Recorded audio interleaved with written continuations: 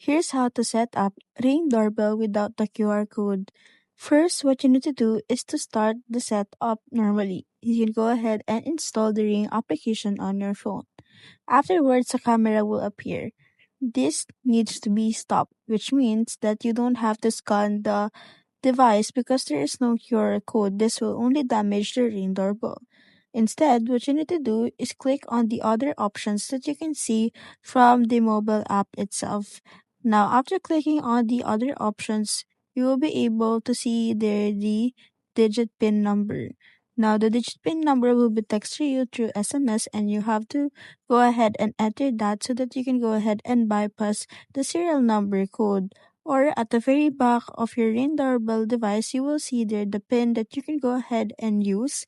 And then you can just go ahead and enter it to the application, and now you can go ahead and successfully set up your Ring doorbell.